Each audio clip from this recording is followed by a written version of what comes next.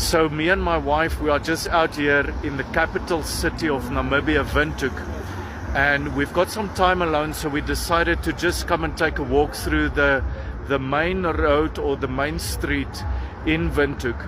And as we were walking, we were in fellowship. We were just talking about the things of God, talking about this season, Christmas season, entering into 2026.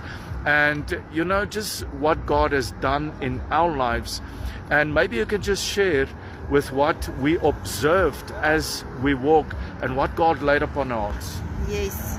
So as we were walking, you know, the clubs are pumping with music and you see people out and about drinking, and yeah, it's just loud noise, and you can see, you know, it's the time, or people are in a party mood, if I could say it like that. There you guys can see the streets are busy, the lights is up, people are dressed up, you know, seeking to go to the clubs, seeking to go to the bars, to hang out with their friends. You know what?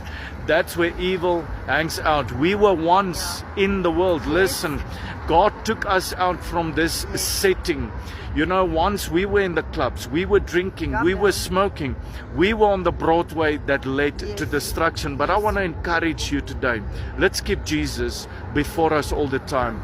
Don't allow the enemy to draw you back, draw you down, make you to be conformed again to the world. In this season, in this festive season, enter 2026 with Jesus. Stay, rise in the spirit above the things of this world. Don't be entangled again, guys, into the affairs of this world. The Bible warns us against this. You know, Jesus didn't come to condemn the world. He says, come to save the world. But the thing is, how do we get salvation? Through a relationship with the Lord Jesus Christ, by surrendering our lives to Jesus. You know, I want to tell you the same thing God said to Jeremiah. Don't let them influence you. You must influence them. You are the light of the world. You are the salt of the earth. You've got the testimony. You've got the word. You've got the Holy Spirit in you. Let your light shine this festive season. You influence the world. Don't let the world influence you.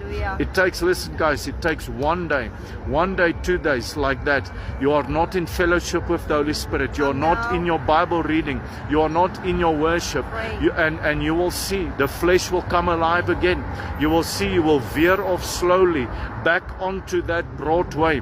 And we don't want, you know, don't let it get to that place where after this holiday season you need to go back for deliverance again.